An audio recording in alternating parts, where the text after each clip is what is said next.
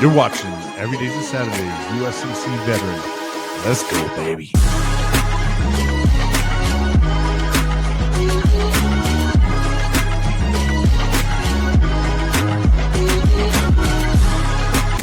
And here's your host, Brian.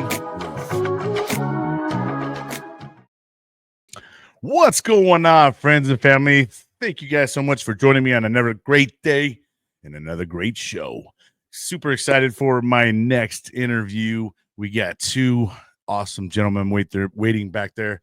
And before we get to them, though, let's talk a little bit about what we got going on. We do got some shirts out there, guys. You guys can pick your color out. And these are $30. That includes shipping. I'll send it out to you. Also, the website, no more going ahead and shutting it down. Cost was just so high, and didn't really feel like I was getting a bang for my buck there so much. But you guys can always go over to the YouTube side and check out all the previous seasons and the new season. That one is completely up to date. So if you want to catch it on your TV and stuff, YouTube's always available. My next guest, they both served in the United States Army. Not going to hold it against them. You know, they probably don't like crayons or something, you know. We can't all be Marines. But these guys stuck it out, man, did the long haul, both retired, both are really good friends, and decided to start their own podcast show. So another podcast show is out there. We need more because that's how we get all these amazing stories out there. And also it just helps us all kind of deal with getting out. It's been very therapeutic for me, as you know, so I can't wait to hear, you know, the reason why they started it and all that stuff. But here to tell their story, we have Roger Vogel and Dan Baker. It looks like Dan might be having some technical issues, but here's Roger. What's going on, brother? Oh man, I'm alone on the objective here. This is scary. Dan's just like, oh, it's starting. Boom, man. I'm smoking on the objective. That's great, man. How you doing, Brian? Doing well, man. Everything was going good until we started, I guess, and then I saw Dan just bloop. Oh, there he is. He's back. That's Murphy. Back. There you go. Just in time. Oh, sheesh, there we go. The ironic part being that I was actually late for the first show time, but then when we actually kicked off, Dan was late. So yeah, technology's the devil. I don't know what's going on. Oh gosh, yeah, it is not been the friendliest lately. I tell you what.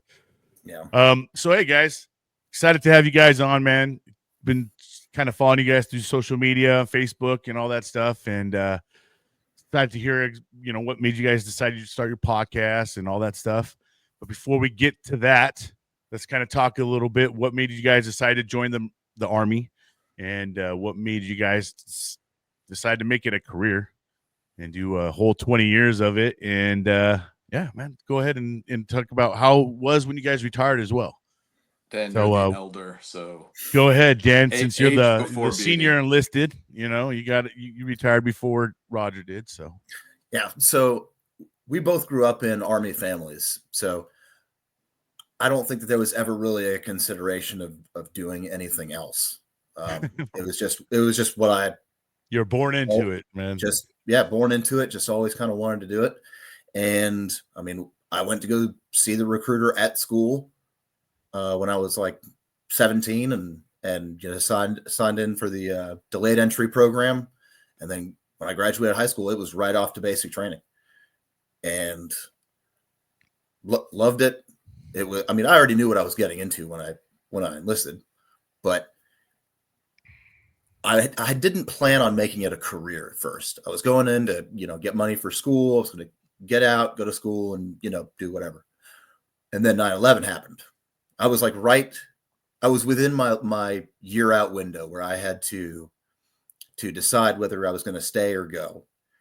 And I had about 9 months left, and 9/11 happened, and re-enlisted like the next day.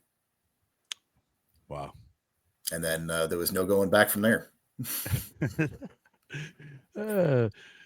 What was your job in the Army? Oh, I was the infantry. You were infantry, all right. Yes. You did all 20 years infantry, man? 23 years and 11 days. 23 years. Wow, Yeah, man. so I guess your knees and back and all that's pretty jacked, huh? oh well, What's I've left had of I've them? had Yes. multiple back surgeries. I actually have an implant, Oh gosh, damn, and bro. an Yeah. electronic stimulator, so You're that I already can. making jokes out of it. This fool's like, yeah, He's more machine I'm a than man robot now. twisted and evil. Yeah, pretty much. I would not be Damn able to RoboCop. function. I would not be able to function otherwise. Yeah. I would be in excruciating pain nonstop. Wow. Well, that's the beauty of that thing is he actually is in pain. It's just his brain doesn't know it. Yeah, that's true. So the Army, man, you guys do a lot of jumping too out of helicopters and planes and all that. Do you guys have to do a lot of that too? Or I mean, I imagine you have a lot of jumps underneath you. Oh no, I was never You never had airborne. airborne is the only Yeah, guys that basically do the jumping. Yeah, I was never airborne. That was something that I wanted to do, and early on in my career, and I had a series of schools and like a path set up. But after my first tour in Afghanistan in 2001, it never ended up working out. Air assault, yes, of course, and flying around, landing, falling out of helicopters. Yeah, did that plenty. Fast roping out of helicopters is a good time. So Yes. yeah. So I I was imagine an you burn airborne guy. yourself pretty good, I did too. all the wild and crazy airborne stuff. Glad I did it, but now that I'm in my 40s, it definitely feels like it. So you were the guy jumping out a lot. Yeah, that was me. Did you have any of those crazy landings that you saw, like guys running into trees or falling on a Humvee or something like that? Oh, I've seen it all. Yeah. We used to joke around. We called it the Sacred Order of the Pine. If you would ever miss the drop zone and land in the wooded pineland forest surrounding the drop zone, I've seen guys bounce off of trucks, Humvees, get tied up in wires. Of course, mid-air collisions. I've had my air. Just for those who don't know, if you're in a parachute and somebody goes immediately underneath you, we call it stealing your air Oh, because just right, the yeah. aerodynamics involved, like your chute will collapse. I've had that happen to me a couple times. Shit. Oh man, it's a few broken bones and a lot of character building. So Not service related either, not service connected or whatever. So yeah, Dan, and what made you decide? I mean, 23 years, it was time to get out. What rank did you end up getting? Oh, I was a staff sergeant. There was I That's wasn't planning on going over 20. There were several points in my time where I was like, okay, I'm done. I'm going to get out. It's time to move on, do something else. But I got custody of my son, and the stability that he needed, and some of the jobs that I got offered towards the end of my career, specifically my last job.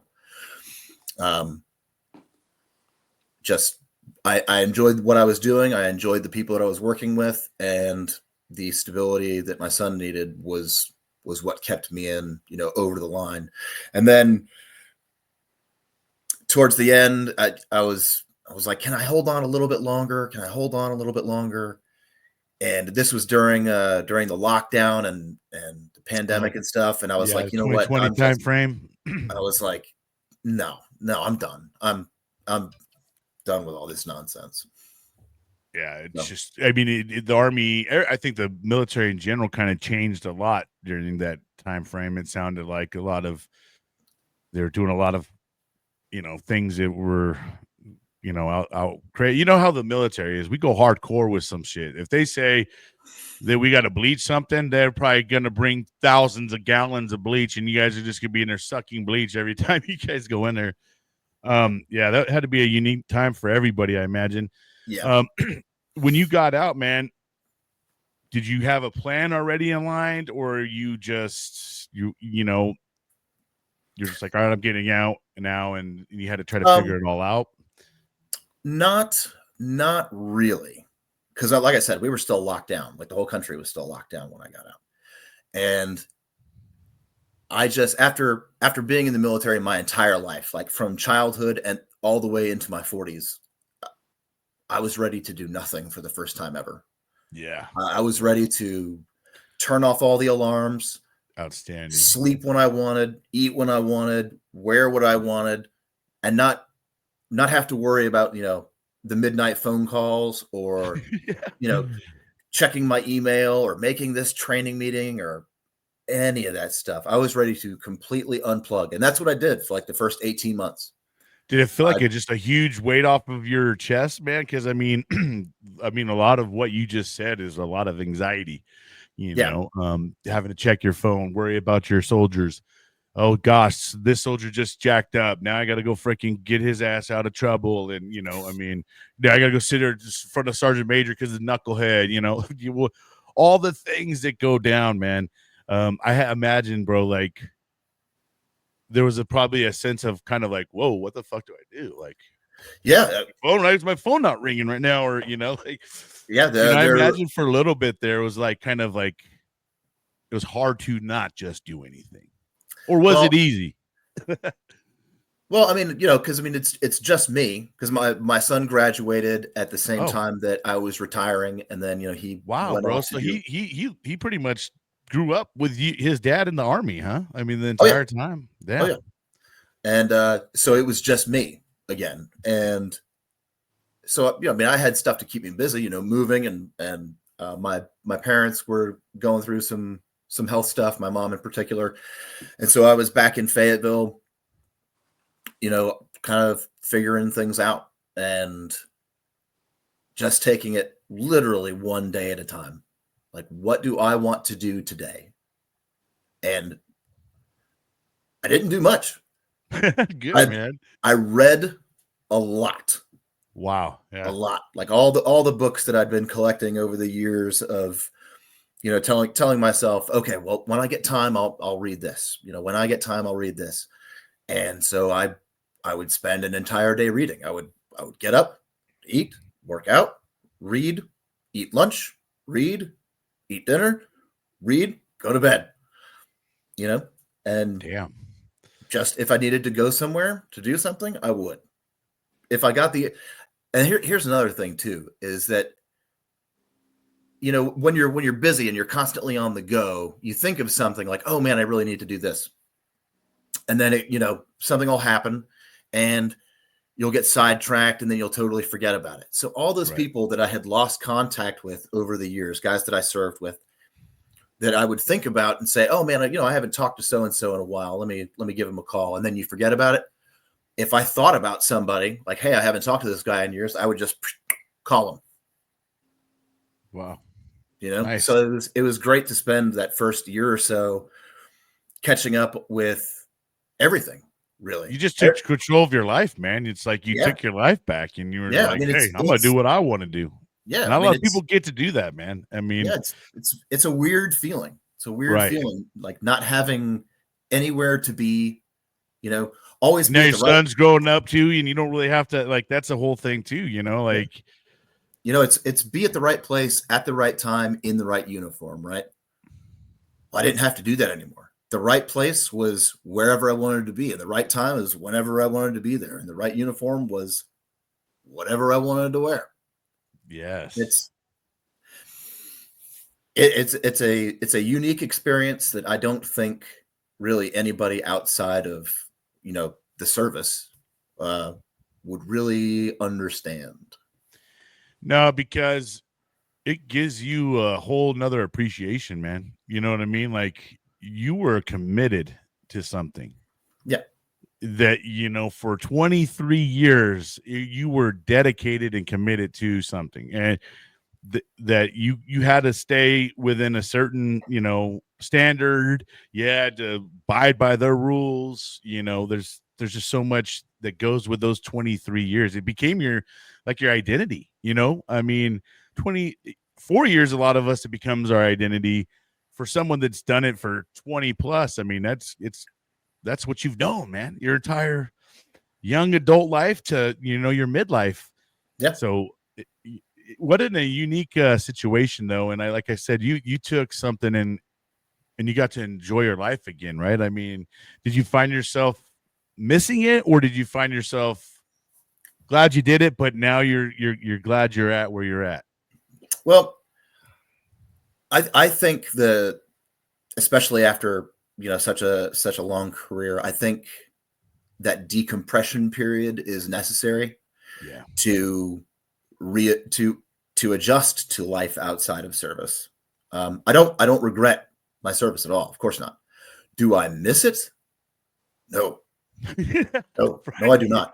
What do you really miss the think? circus? Maybe miss the clowns, but not the circus. And that's right? it, right? Is that you never miss the job, but you miss the Right. people that you did it with. Right. That team that you worked with, even the people you couldn't stand working with, Yeah. like it's you There's miss always the people. those. You miss the people, you miss the team, but you don't miss the job itself. Right. You don't miss the, hey, Sergeant, got a minute? Yeah. It's never a You minute, never by the knows way. what next after that, man. It's never a minute. Right. Ugh. Yeah. And it's always around the time when you're trying to get the hell out of there too, Ugh. But so how did you guys cross paths while you guys were serving? Oh, while we were serving, we didn't. Except with few exceptions. So you guys met afterwards then, huh? Or No, we've known each other since we were kids. Oh, no shit. Okay. Yeah. That's wild, man. We were both Army brats growing up here in Fayetteville, Fort Bragg. Twice, actually. We in the late 80s, our dads were here, and then we kind of peeled away for a period in the early 90s, and then reconvened back here in Fayetteville. And Dan was 2 years ahead of me in school, about a year and a half older than me. So he graduated ahead of me in high school, of course. But yeah, we kicked it back off in the mid 90s. And your guys' paths always seem to come back to each other in a way, or that's kind of crazy. Your dads were both in the Army, right? And that's kind of, you guys were both Army brats, so yeah. Well, they call Fort Bragg, and it is Bragg, not Liberty. We don't the do new that names, here. Whatever. Yeah. Fort Bragg is the center of the universe. Some people say that derisively, some people affectionately, but if you get stationed here, you will always find a way to make your way back here, one way or the other. Yeah, it's that black hole, huh? Yeah. All right. Well, Roger, we'll go kind of start off with you, man, and tell us where you kind of grew up. Obviously we know you grew up in the same place, but what made you decide you want to go in the Army? Kind of same situation. You grew up in it, maybe. And then, let us know how your career went. So pretty similar to Dan. I mean, again, Army brat. I'm third, depending on how you slice it, even fourth generation Army. Definitely a solid 3. And so maybe it was just a lack of imagination on my part, but I started rounding home base in high school, and my parents are looking at me like, "So what's the plan?" And to be honest, I mean, I was a reasonably intelligent guy. I was, I did youth group at church. I was involved in sports and scouts. Like, it's not like I was a couch potato or anything. I just never really put a tremendous amount of thought into what I wanted to do beyond high school, other than I just, I wanted to be free. I wanted to spread my wings and go do my own thing, whatever that was. And, I hadn't gone that extra step. And my folks talked me into, because I was going to enlist, kind of following Dan's footsteps in a lot of ways. I know I wanted to go do the cool guy thing. I went and talked to a Navy recruiter about the SEALs, and my dad was like, "Please God, don't do that." I did see a Marine recruiter, and my dad told me, he said, "Hey, if you want to be an infantryman, if you want to be, on the front, and this is all before 9/11 now, but he was like, you want to be on the front lines, you want to do all the stuff. The Marines are great, God bless them. Do it in the Army because they got better equipment." And I was like, "Oh, okay." Yeah, that's facts. So, kind of put that on the back burner. In the end, they talked me into going to college. I wasn't really interested in doing 4 more years of school when I was, an 18-year-old high school senior. But my mother said, "Please go to college. We have enough money to send you for a year. Don't blow it off and drop out or be a goofball, but go give it a shot." And I said, "Okay, fine, Mom." Mom and Dad are usually right about these things. So I went to East Carolina, also known as the Harvard of Eastern North Carolina. And no, nothing. Okay. And I signed up for ROTC because I was like, well, it should be an easy A, and it's something that'll keep my interest. So fair enough. So I signed up for ROTC.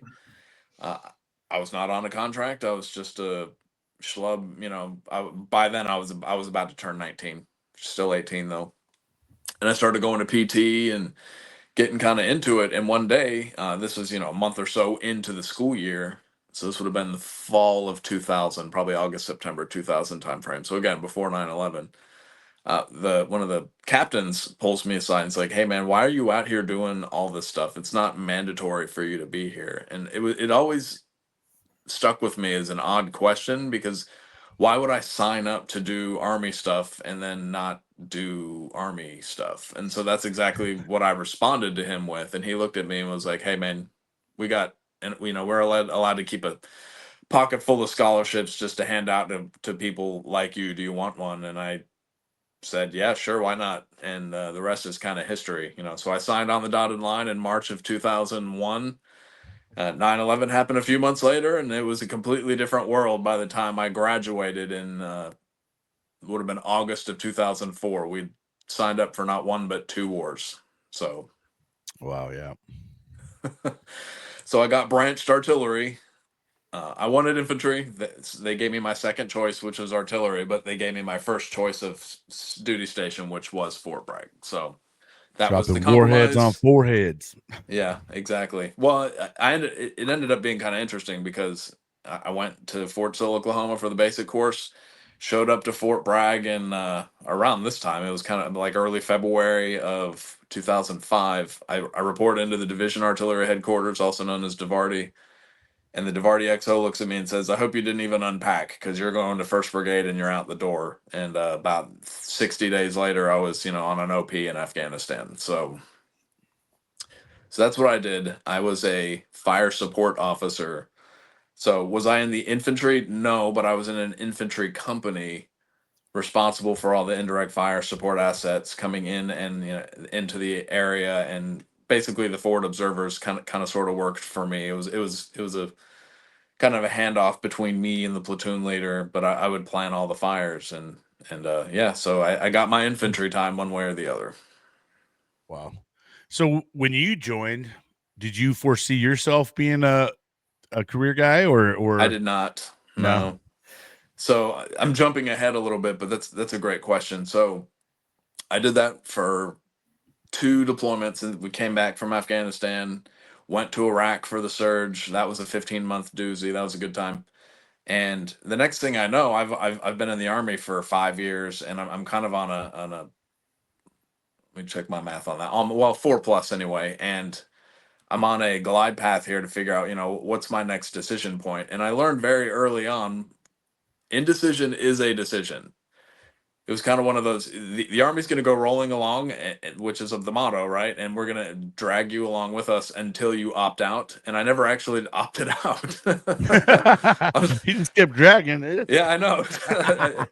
Toe jumper, right? So I'm flapping on the side of the aircraft, right? So indecision, it was a decision. So I never had this burning desire to become the next general and do all these things.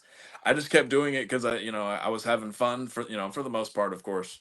But I was having fun. I picked up a family somewhere along the way, and it worked for us. So then the next thing 18 years have gone by, and that's about the 18-year mark is where we decided we were going to hang it up. But it goes by, it's by fast. I think y'all would both agree. Long days, fast years. Yeah, Yeah. man. Yeah, Yeah. for sure. Yeah. So your wife married the Army too, then, huh? So that's pretty unique, and Yeah. So she did her whole career with the Army as well. For the most part, so she and I started, I'm using the air quotes, talking while I was in Afghanistan on my first deployment via MySpace, because that was a All thing. the MySpace Oh days, yeah. man. I came from home from Afghanistan, and we kind of casually dated, nothing serious, but we both enjoyed each other's company, but we both knew I had an Iraq deployment like right around the corner, so we were just trying to keep it light. Um, a year later, I go to Iraq, and it was while I was in Iraq, she and I started really talking again, mostly email, but I was able to get my hands on a DSN phone. And Dan probably remembers being able to call the basically the MWR line, the Morale Welfare Recreation line, which was like a switchboard and Yeah. like Kept Al going. Udeed somewhere, and it would like patch you through to local calls. And I don't know, there's a really arcane process on how you could do that, but I was able to call her pretty frequently from Iraq. And so Wow. I came home on R&R leave from Iraq, about 2/3 of the way through the deployment, bought a ring, put it on her finger, came home from the deployment about 90 days later, and we got married here in the Cumberland County Justice of the Peace, which for those who don't know is in a jail. That's a military wedding, We got married in a prison. I'm sorry, a detention facility. Oh shit. That's where the JOP is. So Oh man, that's great. The background, you see some guy in some cuffs getting. I mean, there's probably a metaphor in there somewhere. Well, that's crazy, man. And how many kids did you guys end up with? So we have 4 children. 4 children. We had 3 girls, and we adopted a little guy from the Philippines. He's our baby and the only boy, and he's got 3 beautiful big sisters, and I already feel sorry for him. Yeah, gosh, yeah, that's rough, bro. That's rough having a whole bunch of sisters and being in a house full of women. I know that from experience. We watch each other's backs. Yep. Yeah, you gotta stay. You boys gotta keep it together, man. All right, well, we're gonna kind of start shifting our gears into what happened when you guys got out, how the transition was for you guys, what that looked like, and because a lot of people struggle with that part, and we kind of got a little bit of Dan. It sounded like Dan was able to kind of break free and find his way and get that reprieve time. But we'll kind of get more on how that looked for you. We're going to take a quick break real quick and give another veteran some love. We'll go ahead and show some hero stock. We'll be right back after this quick message. Join us for Hero Stock, a special event dedicated to honoring our veterans and first responders. Experience a day filled with incredible live music performed by those who served and protected our communities.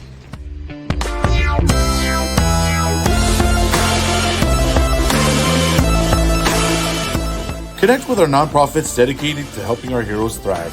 Discover the services available to support our veterans and first responders in their journey. Bring the whole family. Kids will love the fun activities designed just for them.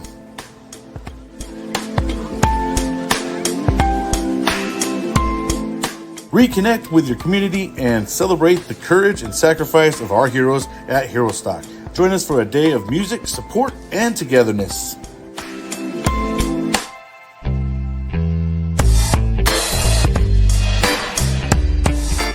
Check us out today on www.herostock.org. All right. So Hero Stock, guys, is going to be kicking off this year, August 23rd and the 24th. It is an amazing event on that Friday night. They're going to have a whole bunch of veteran rock musicians. And then on Saturday, they're going to do country with a whole bunch of amazing veteran artists as well. You guys saw Scotty Hastings, who just recently got signed by Black River Entertainment, and he's out there doing amazing things for our community. All right, guys. So, Roger, when you ended up getting out, brother, which was just last year, man, you're fresh. You're still fresh. Yeah, you're asking how did my transition go? Yeah, right. He's like, TBD. I'm in it right now, man. What are you talking about? Yeah. Yeah, so I mean, I guess this is kind of a unique thing for us. I don't have too many guys that have just gotten out. How is that looking for you, Roger? I mean, are you having troubles adjusting? You loving it? Yeah. So I started my terminal leave last summer, July timeframe. We were in Yorktown, Virginia area up there. My last duty assignment was at Fort Eustis, which is Hampton Roads area up there. Yeah, And 63 days, or how many days did you use? Of my terminal leave, I used all 90. Oh, you got to use 90. Oh, shoot. They only let us save up to 63. So back in the day. Because of COVID, there was a exception to policy where they allowed you to basically keep your use-lose leave up to 30 September of this previous year, because there was a period where they weren't letting folks take leave. Anybody? Okay, damn. Yeah, I had 110 days of my terminal leave. Yeah. Holy shit, dude.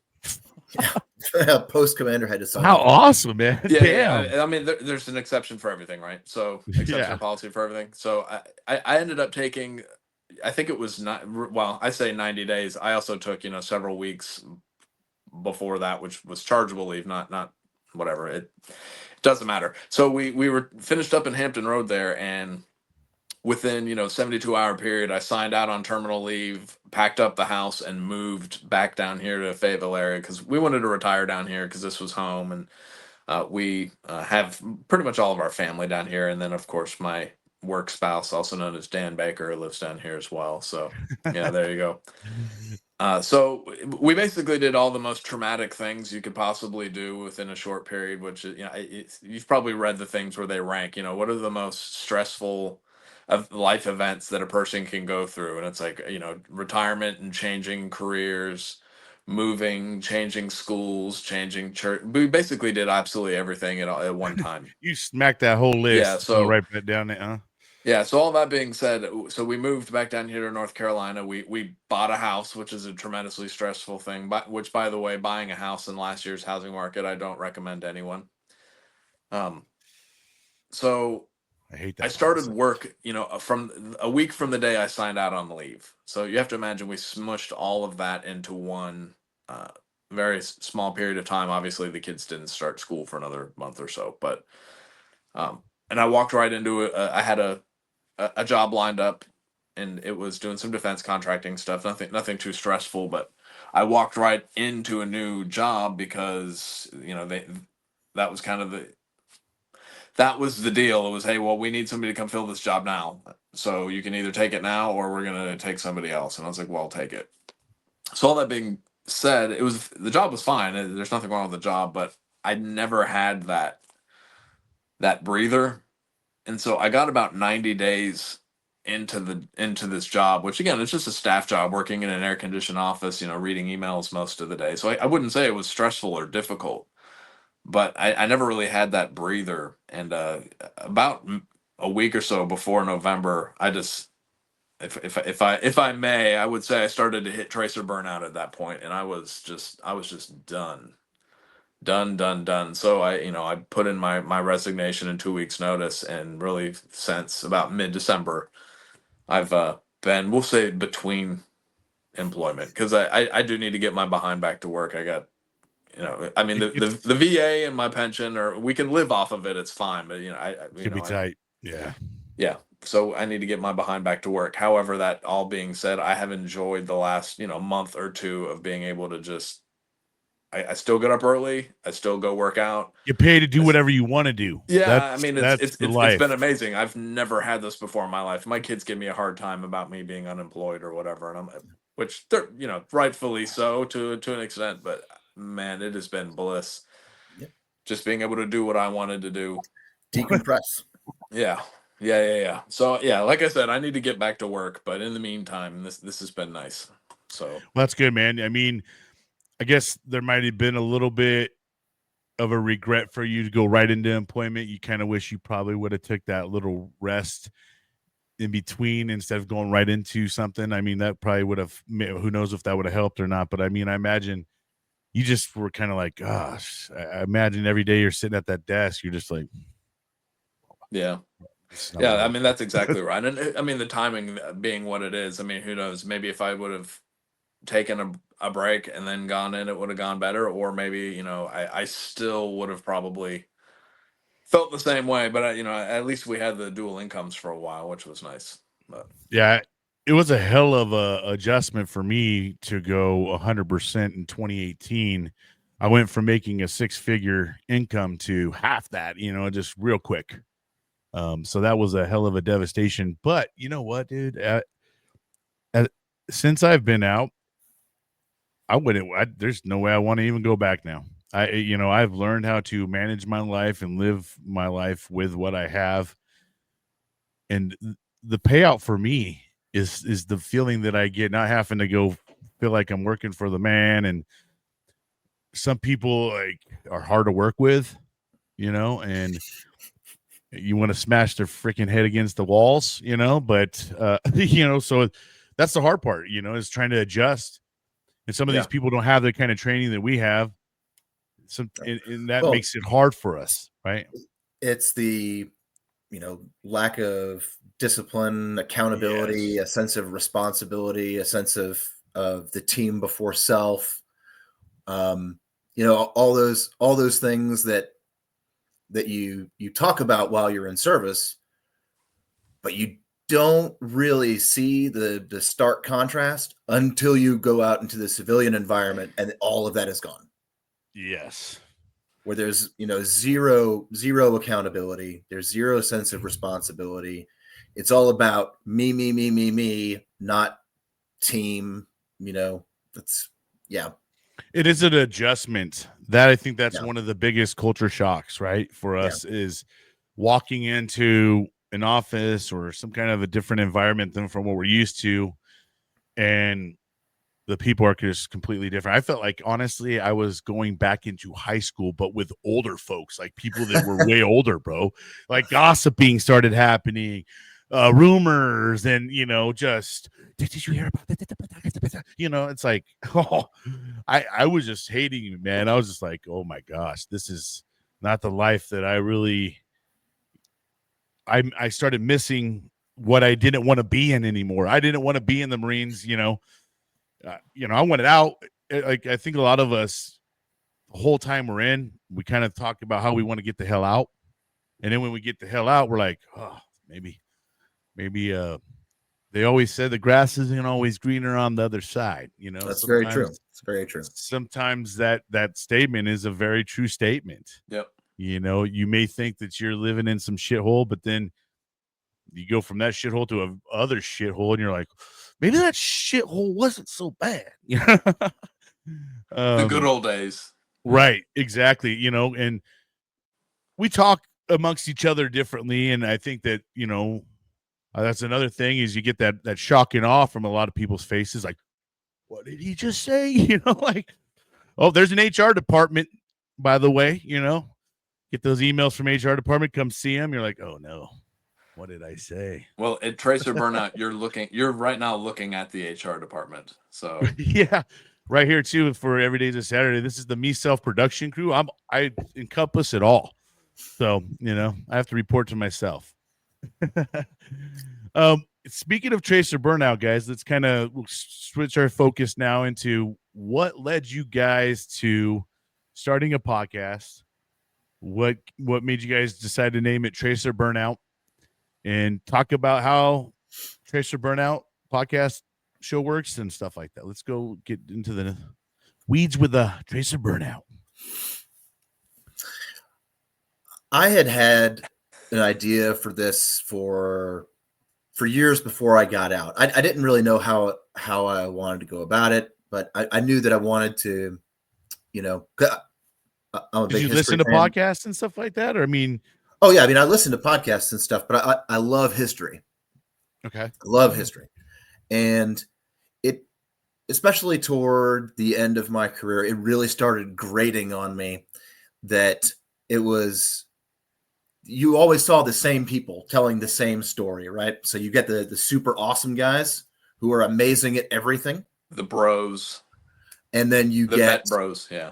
and then you get the same generals, admirals, whatever on Fox or CNN or whatever doing their 5-minute paid pieces or whatever. Or you're watching television or watching a movie and there's the disgruntled vet with the worst imaginable PTSD who's robbing a bank and taking hostages because the VA screwed him over and whatever. And all of those people obviously exist, but that's only a fraction of a percent of the veteran community. And that always just drove me nuts. And I mean, especially towards the end of my career during the pandemic and everything where, you didn't really have a whole lot to do. Started seeing it more and more and grating on me more and more. So, I mean, I knew I had a vague idea of what I wanted to do, but after I retired, about a year, 18 months after I retired, I get a late night text from Roger. He's, bored and lonely in Boston. And That sounds like a good name for a novel. It does. But he sends me a text and asked me if I wanted to start a 501c3 for veterans. And I texted him back, call me. And he did. And then that was the first of many, many, many long conversations that we had over the ensuing months about, how to go about this and narrow the focus. Because I pitched on that initial phone call, I pitched him the idea of the podcast versus doing a charity. And we narrowed the focus of what we wanted the show to be about, how we were going to go about doing it, how we'd go about getting guests. Go ahead, Raj.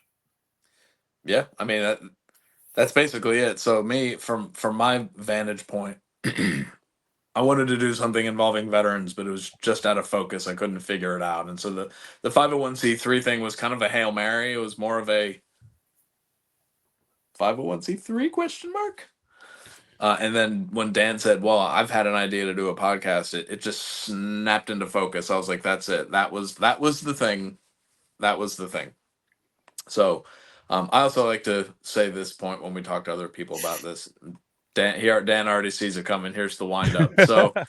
So as a professional non-commissioned officer in the backbone of the Army, Dan had a very practical idea of bringing the stories of these veterans to the public for them to listen. And I said, that is an amazing idea, Dan. Now let's take it to 11.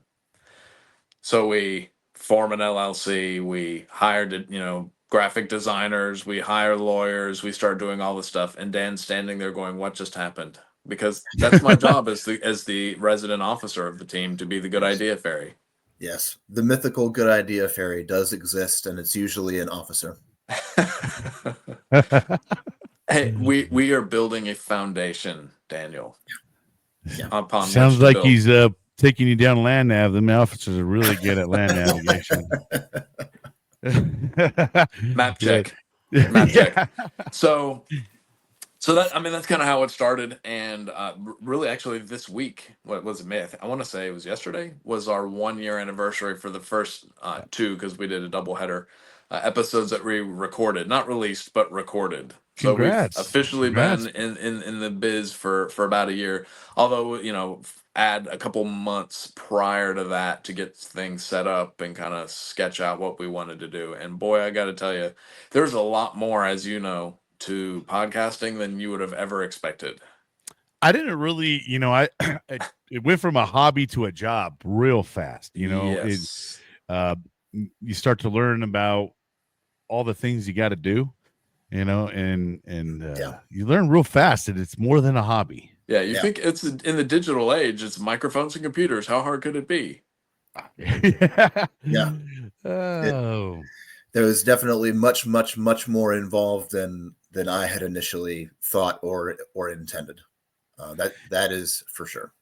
Yeah, it's definitely turned into a different world now that we have access to these kind of things. That's why people got paid the big bucks to do these productions, sound, lights, camera, action, all that stuff. You find out when you're doing it all on your own. Wow, that's why these fools go to school for this shit. Because there's a lot to. Give me a soundboard, and I'm like, well, that one says volume, and then the rest of these 38 buttons, don't know what the fuck they do. Yeah, we're pretty much there. So we've definitely made some mistakes, particularly early on. Although we still have 1 step forward, 2 steps back on some of the tech. Dan and I we're best friends. We're career guys. We can sit and talk to anybody, and that's kind of the thrust of the show. Is it's all services, all generations, 2 genders. We'll talk to anybody. That's the easy part. The hard part is packaging it all, editing it, putting it together, marketing it, and getting on social media and letting everybody know, which has also been a lot more difficult than I expected. Yeah, and I can help you guys out just a little bit, could get you guys in front of a bigger, little bit of some better places. So I can add you guys to Military United podcast stream, something we created, has over 10,000 followers in there, place you guys can kind of start putting your stuff there too, just to get you a little bit of some more visibility, as well as, I have a group. You guys are more than welcome to use that group. It's every day to Saturday USMC veteran. Post away in there, man. You can spam it. Yeah, I'm we're not we're in like, there. oh, like only my We don't podcast can do overpost, it. but we are in there. Yeah. No, perfect. Yeah, man. It's there for you guys to use to. I mean, I hope you gain some new listeners or watchers, through that. So Yeah. Well, I mean, the video portion was what we started out with because YouTube and Rumble. you guys went straight to video then, huh? Because I went straight to video. Okay. But even though most of our subscriber base has moved to the audio only platform, the video portion is important because those families of the people that we talk to generations from now, they'll be able to see, grandma, granddad, great uncle, whatever. They'll be able to actually put, because at home there's just a picture on the wall, right? But now you can actually, years and years later, be able to see them and listen to them talk about their experiences. And then in the video feed, I also put in pictures of their, time in service and their experiences and things like that. So it's a living memory, Yeah, we're basically building up a library, right? With people being able to see it now, it's a visible library, I guess you can call it, where we're putting it out there. Once, these things hit that world, that internet world, they're out there forever, so yes, that's the internet is forever. That's what they say, man. You post something, that's going to be there forever. So that's the good thing about it. Yeah, man, I mean, we got to get all these stories out there, right? There's a lot of stories out there that we don't capture. We always tend to hear they always glorify, the guys out there that got the big medals and, there's so many unsung heroes out there. Those are kind of the people that we, I think a lot of us are trying to seek and stuff, because everybody, even the guys that didn't deploy, there's great stories out there for everybody. And, your experience may be unique to the other person's experience, but we all have a different journey. That's the crazy thing about it. And we could even go to the same duty stations and have a whole different trajectory. The civilian populace has a very skewed view of what life in service is.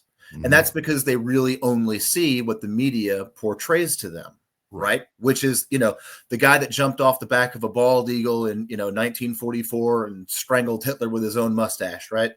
Or the super crazy 45, guy. Dan, 45. Or 45.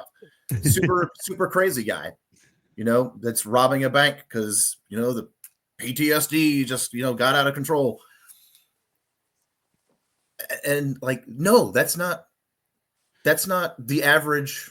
That's not even the vast majority of veterans. The vast majority of veterans misunderstood. Community.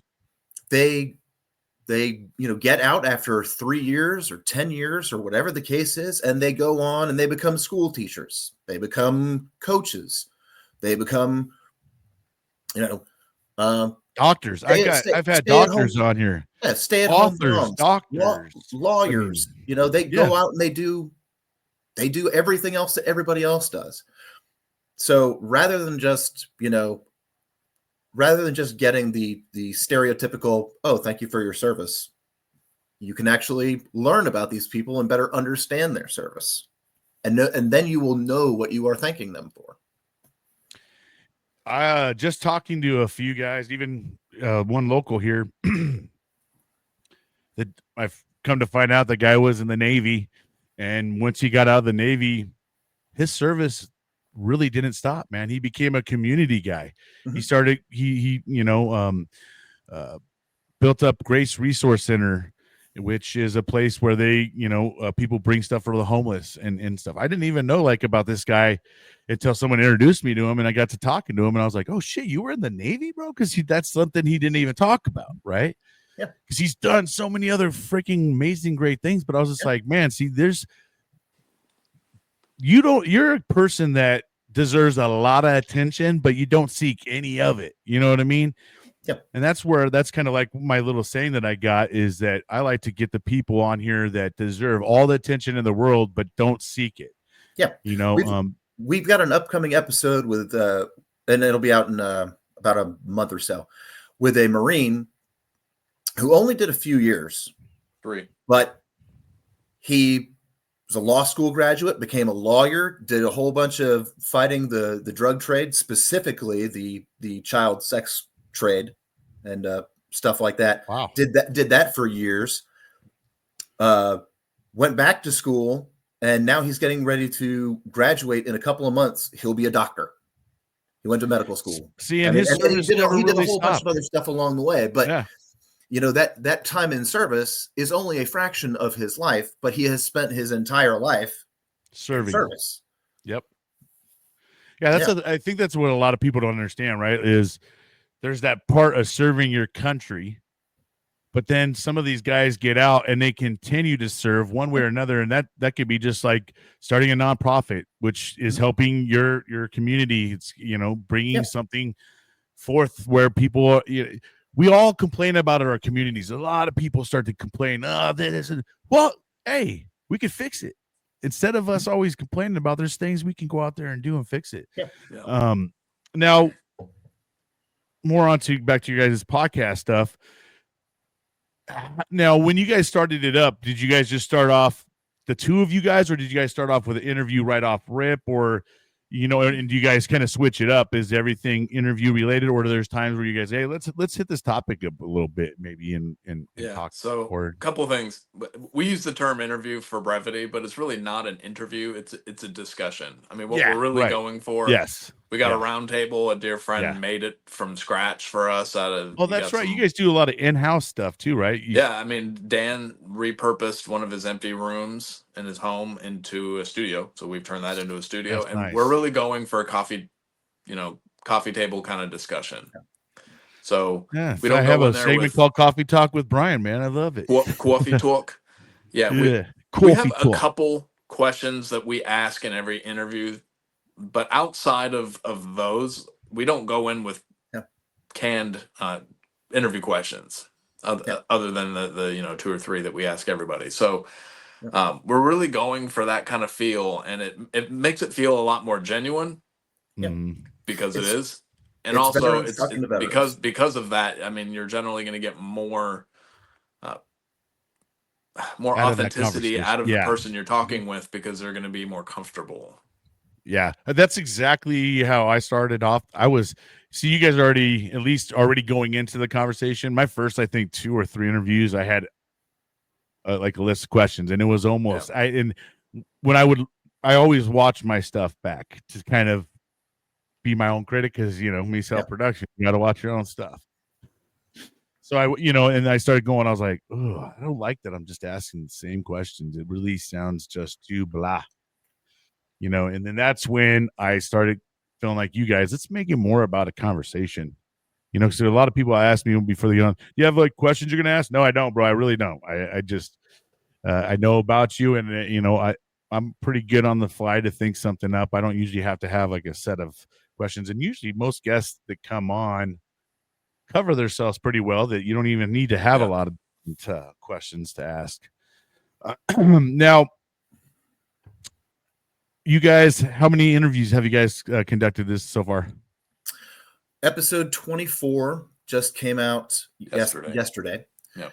25 will be out on the 17th, and then we have two more recorded that I haven't even started working on yet.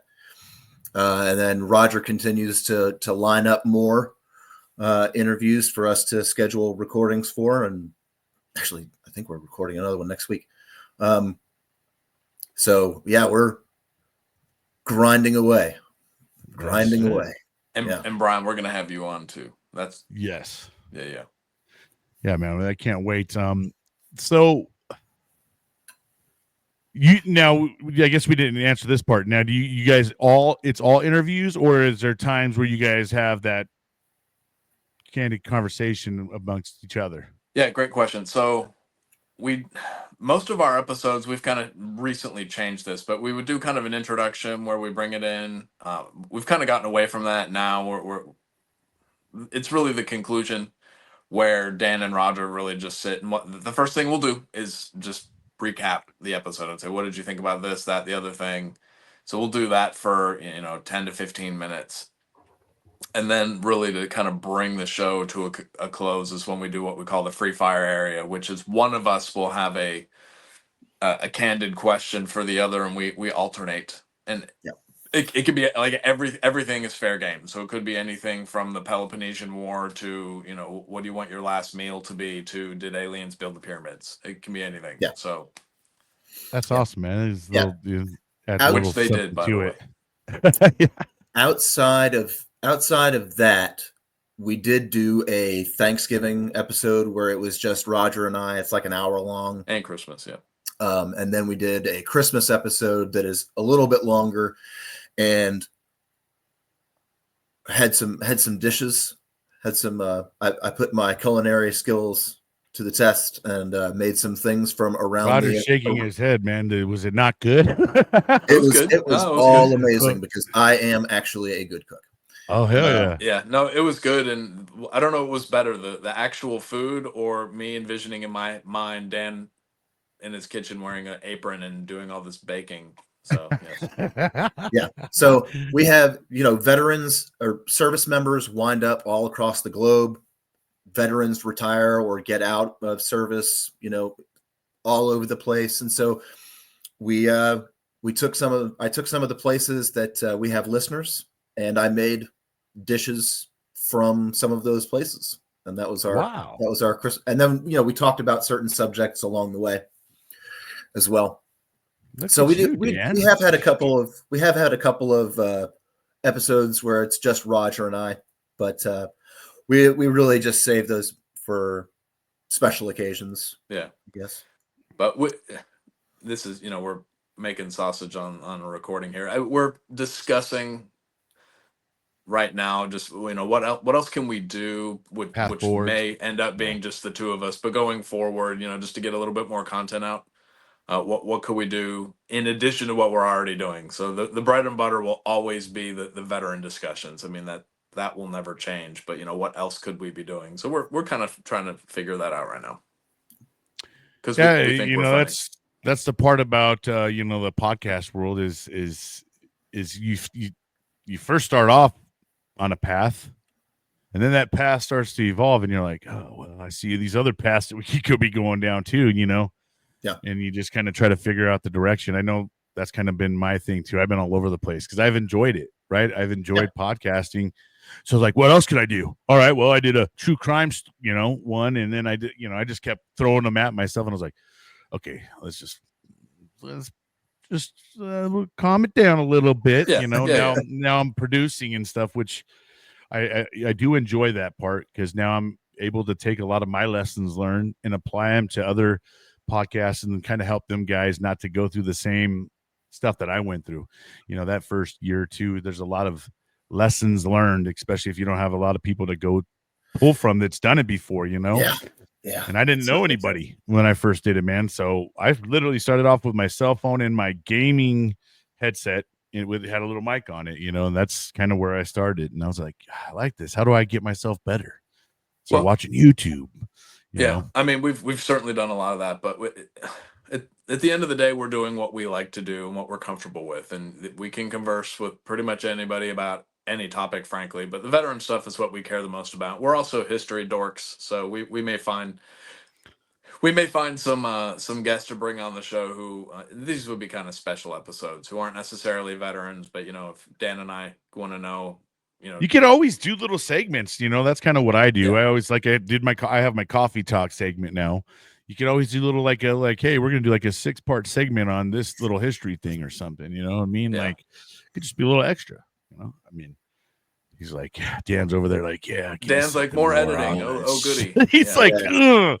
Yeah, The editing part can be a little cumbersome, man. That's for sure. That's kind of why I just let my stuff roll. Yeah, more time in front of my computer. Great. Wow.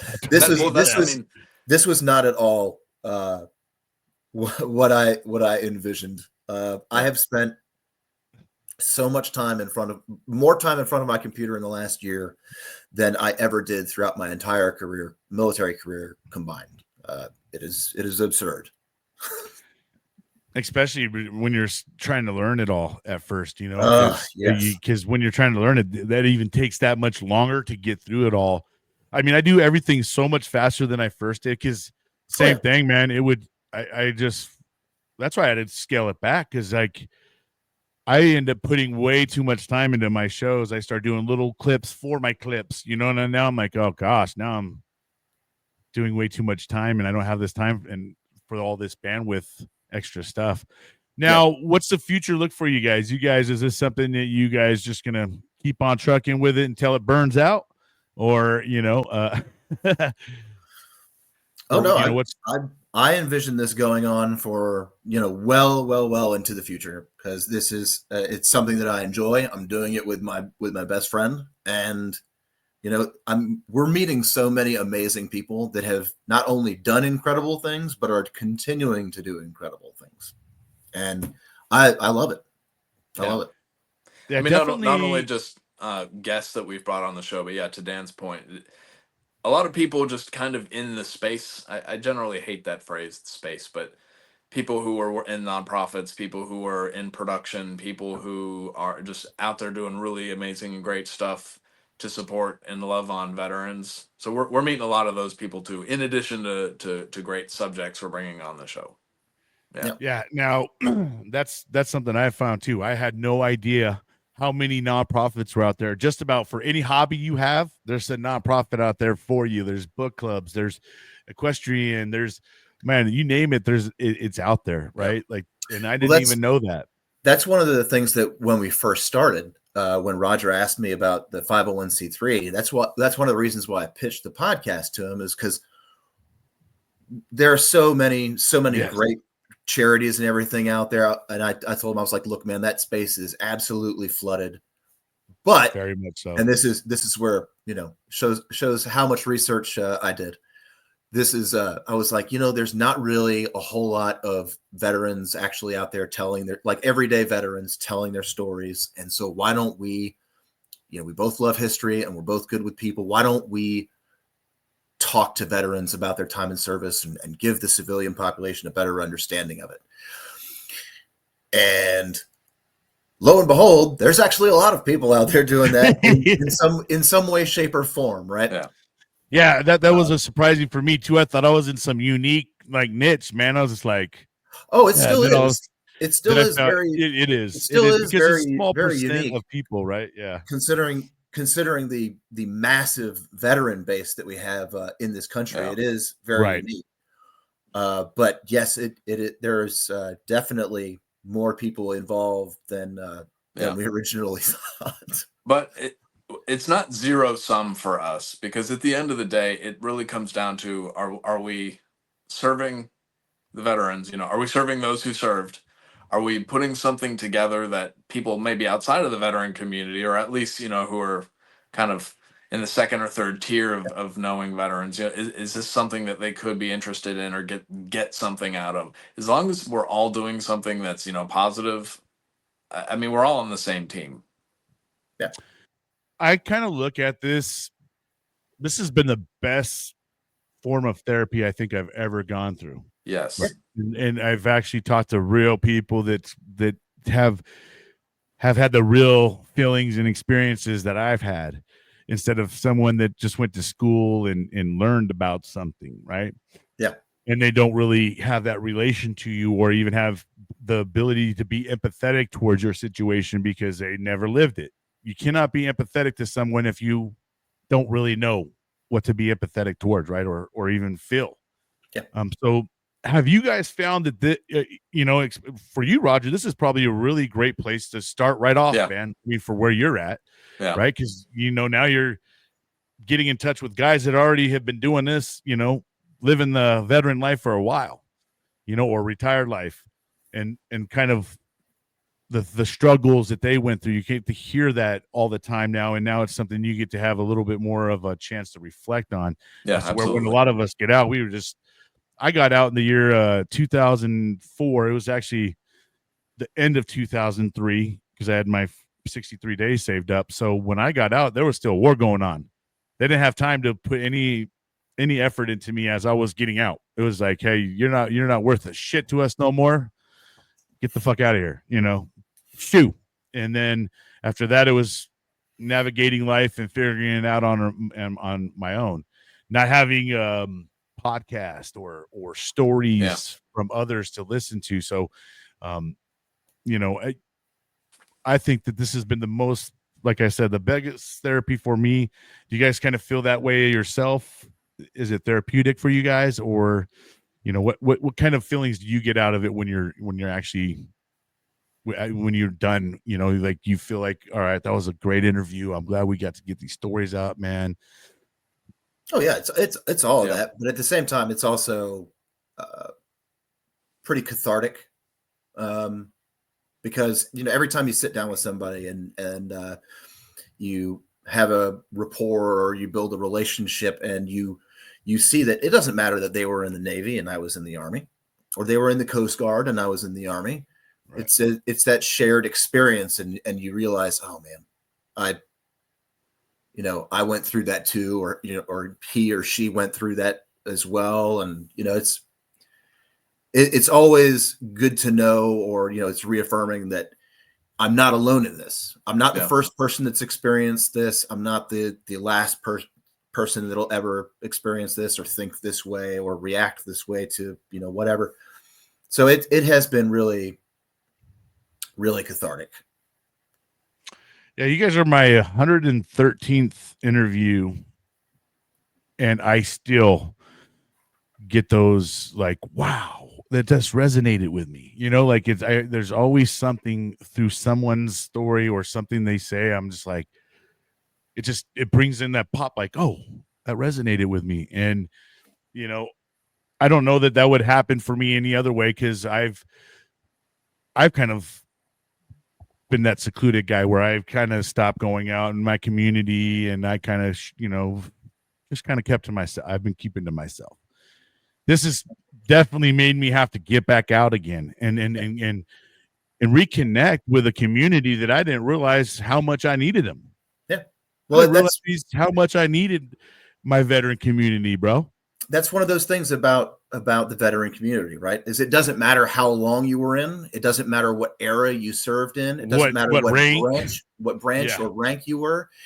If you were if you were in Vietnam, or if you were in the War on Terror, if you were in the Marines versus somebody in the Coast Guard, officer, enlisted, whatever, veterans have a way of connecting immediately just based on that service, because there's that instant knowledge of, okay, what it's like. That's, shared experience, oftentimes hardship. Yeah. Yeah. We definitely have trauma bonding. Definitely a lot of trauma bonding. So much trauma. It's such a horrible term, but yet it's so appropriate for what it is. But but you know exactly what it means when you hear it. Right. Yeah, it's evocative, right? Yeah. Yeah. No, for sure. No, and yeah, man, I'm glad you guys that we have more veterans out there doing it. I don't think that you could really have enough. Because we all, that's the one thing I noticed about every single podcast I've watched that's veteran related. They're all different. We could have the same guest on, but have a whole different conversation with those guests, and that because, I think like a Marine, you guys think like the Army guys. You guys are going to have questions out there that I don't have, and there's questions I might have that you guys don't have. Exactly. So that's what makes each podcast, I think, super unique. And man, this is a needed thing as I've grown to do it. And that's what keeps my mission driving to do it, is how necessary I feel it is, man. Because some of these guys come on and they're talking about something they haven't talked about for years. Yeah. Now they have a platform in a place that they feel comfortable enough to talk about something that maybe they've been holding on to. Yeah. Well, that's the thing, right? Is that veterans, there's a bunch of reasons why veterans won't talk about certain experiences they had in service, whether it's because they think that no, we almost got through it. Okay. He paused at a good moment. Yeah, I'll jump in. I mean, it comes back to some of that trauma bonding, right? I mean, I'll speak for myself on this. I definitely have memories and experiences and things that I've done that I'm not going to tell my kids about, because they don't need, at least at the age they're at now, they don't need to know what dad Right. did in Afghanistan. It just, Yeah. it's too much. And plus it's showing a little bit too much of my cards, right? So, but when you were sitting down with another veteran, you feel much more comfortable discussing that because you're a little more at ease because of, said experiences. Dan, we lost you, man. You want to jump back in? No. Continue on. Okay. So did that answer your question? Yeah, for Okay. sure. No. I mean, it's you guys are right, man. This is the point, and this is an opportunity for you to talk to like-minded people, and you feel a little bit more comfortable. A lot of times when we talk to our civilian friends or something like that, and you guys kind of get into the stories, you always kind of get that look of like, they don't get it, or maybe they're just, they can't even fathom the thought of some of these things that happen.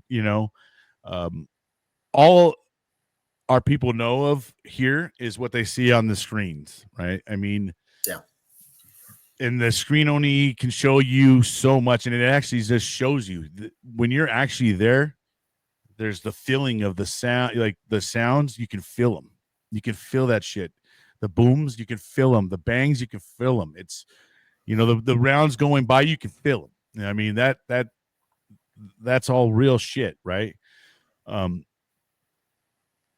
talking to people that get it, it just makes it easier. It just makes it a lot easier. Yeah, Dan, tell them about the name of the show, how we came about it, and what it actually means. So we ended up batting around, and this is all before we even owned a single piece of equipment, right? We were batting around ideas. The whiteboard stage. For names, throwing stuff on the board to see what sticks. Yeah. So Roger would, text me 5-6 names of, what he thought might work. And then I would, give my feedback, and I'd text him another list and whatever. And some of them were really good. But he texted me Tracer Burnout, and it was like the, I don't know, 4th, 5th, 6th list, whatever it was. And I saw it and I knew it. I was like, that's the one, right? Because your time in service, while you're in service, you have a mission, you have a purpose, right? You have the military is your guiding light, right? It's showing you where to go, just like a tracer, right? But eventually that tracer burns out and your career comes to an end. And where do you go from there? Some tracers are going to go on longer than others, just like some careers in the military do. But eventually it all ends. So that's the tracer burnout. Oh, it's a metaphor. Man. Oh. Yes. Plus, so was there a near second one that you guys, I mean, was there one that you guys were really hung up on, and then my favorite burnout? My favorite, which would have never been grenades. Viable because of copyright laws and stuff, but I wanted Hescos and hand grenades. So yeah, but Hescos is a government contracted company, and I don't think that they would have. Their lawyers would not have appreciated that. So yeah, you guys might have got smacked with a, what's it called, real quick? Yeah, cease and desist or whatever. Yeah.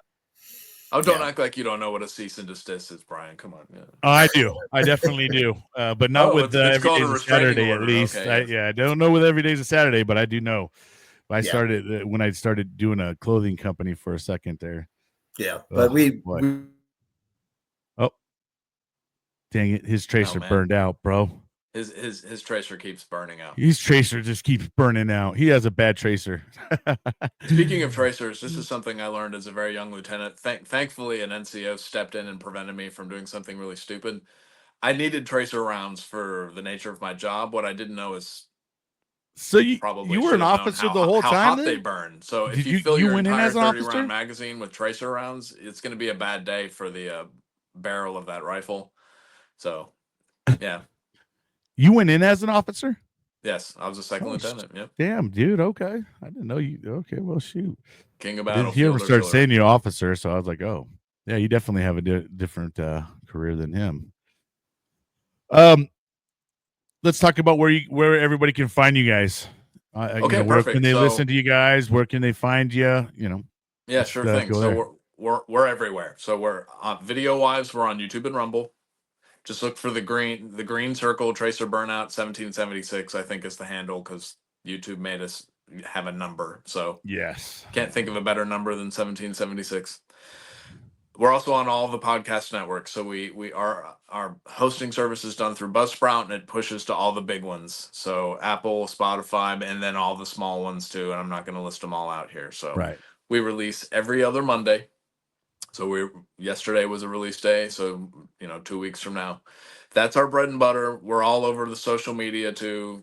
Sometimes we'll use it as a bulletin board and say, hey, here's the new episode coming out. Here's a teaser, or here's the links to the new episode. And then sometimes we'll just do stuff that we think is funny. So just general military type content. We try to keep it funny. Little We military like to humor. post stuff on holidays, so we'll do all the big holidays, but military ones too. Like Dan and I are dorks, so for VJ Day, we'll post something. It keeps our interest. We just hope people will come along on the ride with us. So you guys, right now, 2 a month. It sounds like 2 drops a month. That sounds. You about guys, right. you guys sound like you're gonna pick that up, or is that pretty comfortable for you guys right so now? just like we discussed earlier, I think what we'll probably do is maintain that tempo every 2 weeks, but I think we'll start adding in something in between, which will be very, very low production, probably just the two of us sitting there talking. Just a little bonus, little clip. But I think we're gonna get there. Yeah, a little behind the scenes clips and stuff like that, man. You know what I mean? Well, so I've gotten, when I say Damn, we savvy almost with- made it, man. Son of a when gun. I say I'm getting savvy with social media, what I really mean is I'm no longer a caveman. But I've gotten pretty good at putting together Facebook reels and putting photo montages and all that stuff together, and I do it all without buying all the fancy apps that you can use for all that stuff. So Hey, we're not on. Do you guys have Canva? We use Canva for everything. It's free. Yeah, that's free, Yeah. man. Yeah, that's what I was gonna say. That's the best one. Or Adobe. Yeah. We use Canva for everything. Perfect. Because we're cheapskates. Yeah, don't pay. Yeah, don't pay, bro. Yeah. So, and then of course we've got tracerburnout.com. It's basically just most of the same stuff you'll find on our social media, but if people aren't on social media and they want to see what we're up to, they can go there. We've got all our partners listed down towards the bottom, some nonprofits, some for-profits. We do some affiliation through Bear Creek Arsenal, Fox River Socks, Orca Coolers, Hero Soap, and then some nonprofits, Flags of the Fallen, Heroes Harvest, and I'm leaving somebody out, and I'm gonna kick myself later. Oh yeah, when you watch it, you'll be like, oh, I knew it. That's who it was. But yeah, all American companies, most of them are veteran owned or at least veteran founded, and then all of them serve veterans in one way or the other. In particular, Gold Star families too. So, Awesome. Yep, there we go. There it is. Yep. So That's you our guys latest right there. keep this up to date. Nice. And you got previous episodes as well. All right. Yeah, we keep the latest 2 on the homepage, and then if you want the archive, you can get to it from the top, or you can click the previous episodes there just underneath. So awesome. You guys got some merch going? Yeah, our merch is done through a website that does the printable on demand stuff. So we have no. We don't keep anything on hand. It's all just printed on demand when you order through there, and they let us keep a cut of it. So it's a good short-term solution. We'd like to eventually get to a point where we are selling our own stuff. Yeah. We're not there yet. Got you, man. Well, you guys are ahead of the game than a lot of people, though. That's for sure. So Dan and I don't self-promote nearly as much as we should, because that goes back to that warrior ethos that we keep coming back around to. Touting ourselves, talking ourselves up, talking about all this. It's still a little icky to us, so we're working through it. But if y'all want to support the show, buy us some merch. There's a donate button at the bottom of the website if you want to just go straight to PayPal. We appreciate it. It's a self-funded, man. We do affiliation, but we don't have sponsors. Nobody's just paying us directly at this point. So But you're looking for them though, right? So if you Of guys course. want to sponsor Tracer Burnout, boom, here you go. Yeah. Two badass dudes. Reach out to us. Two badass bald dudes, man. Kicking ass. Bald is beautiful. Bald is beautiful. My mom used to always say that people and their dogs eventually start to look alike. You can draw your own conclusions about Dan and I and guess which one's the dog. So You guys are good, man. Definitely need a laugh. Definitely go check these guys out. Is there anything that you guys would like to say before we head out of here? I really appreciate you guys coming on, man, and taking the time to talk about your experiences and what you got going on. But is there any last words that you guys would like to leave us with before we head out? I was waiting to see if Dan had anything. Oh, jeez. Come on, Dan. You're feeling like a history buff. You should have like some kind of Oh, I've got a plethora of things that I could. Dan was about to say that. Did you know that Charles II on this date? Yes. Look at his picture in back of him, man. He's he definitely loves history. He could. Oh, I've got my entire wall of books over here to my right, but no, I would say that for any veteran that may be watching, you don't have to talk to us. There's plenty of other people out there that would be glad to listen to your story, but you should definitely tell your story. And you do have one. Your time in service has impacted you in some way, shape, or form. Good things, bad things, the whole gambit. But you should definitely tell someone your story. Yeah, because otherwise Hollywood is going to make something out of whole cloth and tell your story for you, and it won't be anything like the truth. Yeah. Your service matters. Good point. Good job, Dan. That was great, man. Roger, what about you, man? Any parting words? Tough to beat that. I mean, that's our tagline, right? Is your service matters. So that's one of the things we run up against is we'll meet somebody in passing, say, hey, we should bring you on the show, and they'll say, oh, I couldn't possibly come on and talk. All I did was turn wrenches on Huey's after Vietnam, and everybody's service matters. We're all on the same team, and it's one team, one fight. And you served, and then because you served, somebody else wasn't forced to, and that's one of the beauties of being in the all volunteer force, right? So that's really it. Just make sure you stay connected. There's a lot of resources out there that exist now that our forefathers didn't have. Oh yeah. So, I mean, I guess to put it bluntly, there's no excuses. If you're struggling, if you're having a rough go, there's no excuses. Reach out to a friend, call a crisis line, do whatever you got to do. But, people want to help. That's right. Once again, gentlemen, thank you so much for your time and service that you've, and thank you for continuing your service as well. And you guys care enough to keep going. You care enough about your brothers and sisters out there to keep going. And we need more guys like you, more gals like you guys. But thank you guys once again. Thank you so much. Everybody out there, go check out Tracer Burnout. And if you guys want to just hold tight in the back room, eat some crayons, and I'll be right back there with you guys. So thank you again. Thanks. All right, friends and family. That knocks out another great interview. Roger and Dan, both amazing dudes. 20 years, 23 years is a lot of time to dedicate to your country. It is a commitment like no other. Only a small percentage of people get to know what kind of commitment it is. But we need people like them in our community.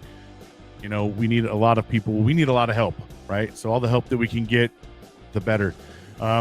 Appreciate all you guys out there for listening. Remember, if you guys are struggling out there, you guys can email me every day is a Saturday, 365@yahoo.com. Or there's also the Crisis Lifeline. For all you veterans out there, you dial 988, press 1, and hopefully you guys can get the help that you need. But don't forget, you're not the only one out there with a struggle.